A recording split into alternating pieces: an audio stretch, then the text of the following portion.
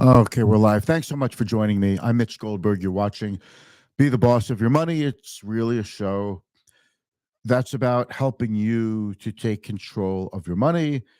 The best part about this is just making sense about what's taking place in the economy, the stock market, and especially telling you something that you might not have known but could benefit you. So, we're going to start off talking about the market, quick update, and a few stats. But I really want to get into Social Security survivor benefits. It's something that so few people know anything about, and it's such valuable information. So I'm going to take you to the Social Security Administration's website and show you a couple of things. This hopefully does not apply to you, this part, but if it applies to somebody you know, please forward this to them. Once the live stream is done on Facebook and YouTube and LinkedIn, you could share it with everybody and anyone. You could share the YouTube link. And if you don't mind, give me a thumbs up while you're watching this, whatever platform you're on. It'll help all of your connections have a better shot to see it. And if you have any questions, please ask me in the comments. I love hearing from you. It's the best part about what we do. So I'll just roll the quick intro and then we'll be on, we'll be off, and it'll be a really good show. So here we go.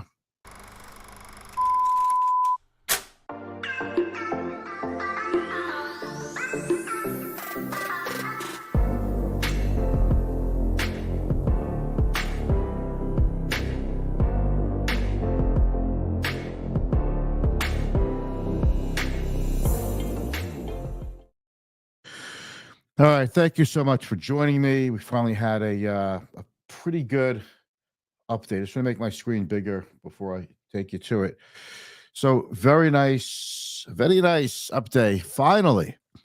So, I'm sure you're getting sick and tired of hearing me talk about why the market's down this year. And, but I just have to reiterate, okay? We had a pretty decent year last year. I mean, there was not much to complain about. The fourth quarter was incredible for investors. I think investors are a little skeptical. They bet very big on a number of rate cuts from the Federal Reserve. And now that economic stats are coming in a little stronger, we had better figures in the employment reports, better retail sales figures. People are starting to think, well, maybe the economy is not slowing down as much as we thought.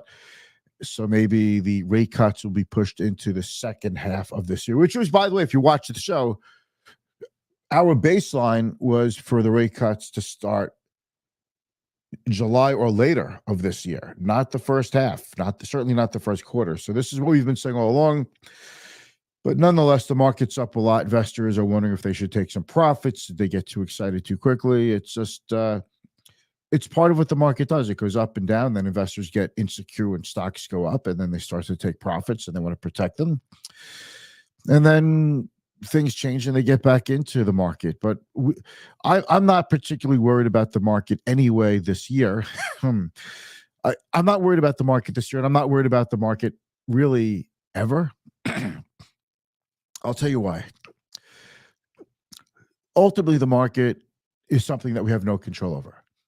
And I'm investing in the market. My clients are investing in the market using my wise counsel for a long-term endeavor of growing their savings at a rate quicker than the rate or higher than the rate of inflation. They turn their savings into risky investments. That's the stock market, right? So you're going from where you could put your money into short-term CDs, T-bills, cash equivalents, savings accounts, money markets, that sort of thing. And you're putting it into the stock market to potentially see the money go up and down a lot, but you're looking to earn a return higher in the long term. Now, every bear market has given way to a new bull market and new all-time highs. Until I expect that long-term trend to change, I'll continue to invest in the stock market.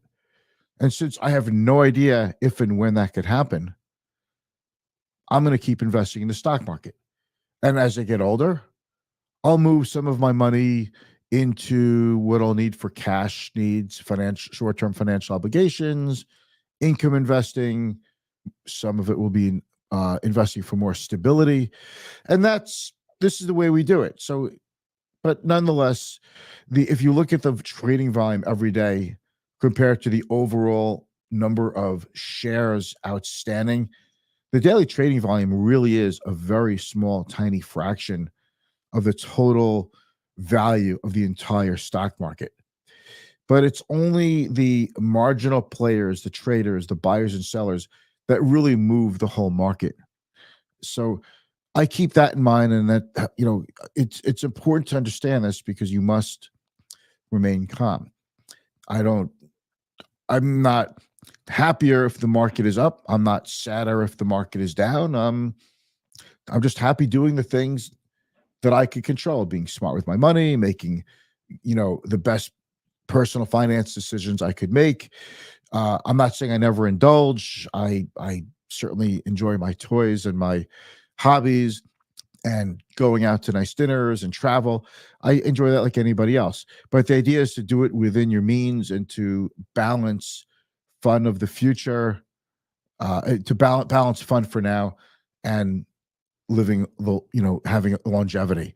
Um, we all hear stories about, I'm 56, so I'm at an age where I'm hearing a lot more stories about people getting sick, and then what was the point of saving? And then I'm hearing your stories, and I see it with the clients who are over 80 and over 90, and people are living longer. You just don't know, and that is why we have to have a compromise. Live for today, but prepare for tomorrow, and you have to balance those out the best you can. I'm not a believer in just saving and investing every penny and never spending a nickel because you're saving every penny for the future.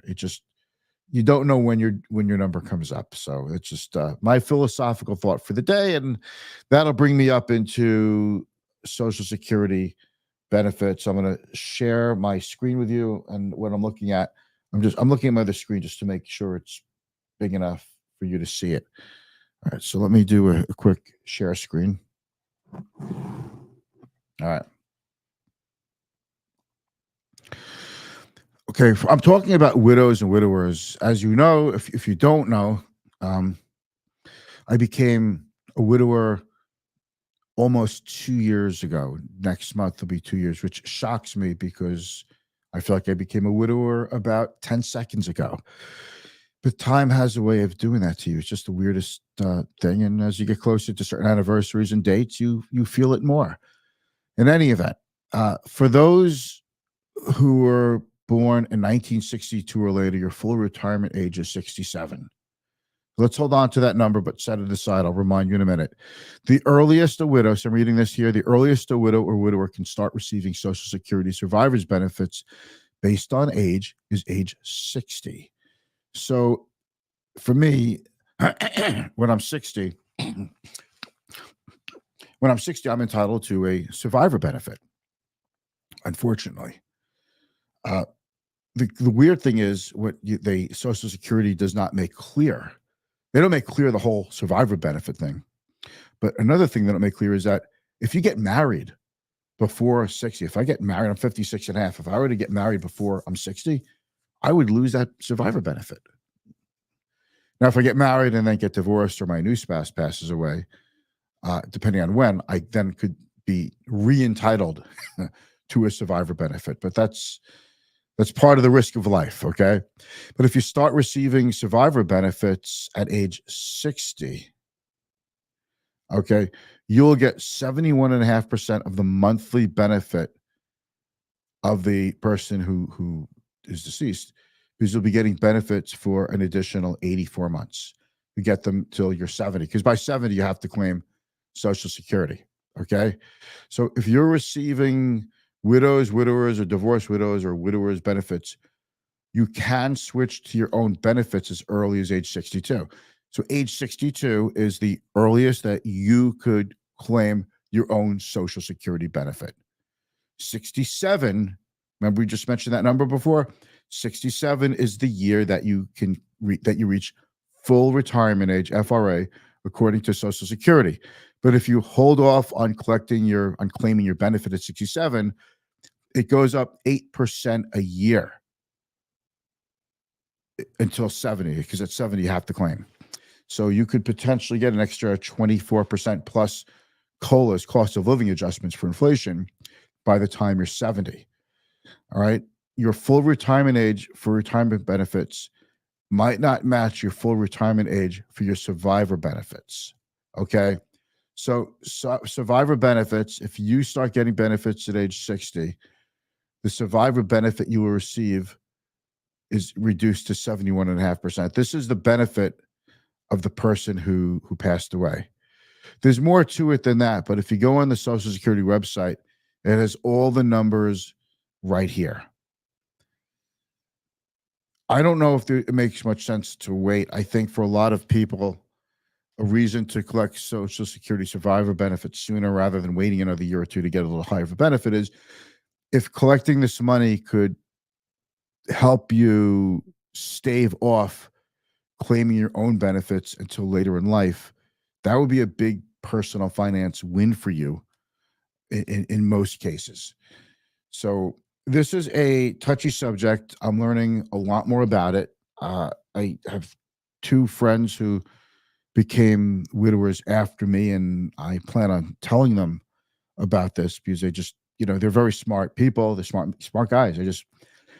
Unless you know about it, though, no one's reaching out to tell you this, and you're so distraught and you're so emotional that you can't even think about it. You don't even want to think about this stuff. But as a financial advisor with real life experience, I put this kind of thing in people's faces and make sure they know about it.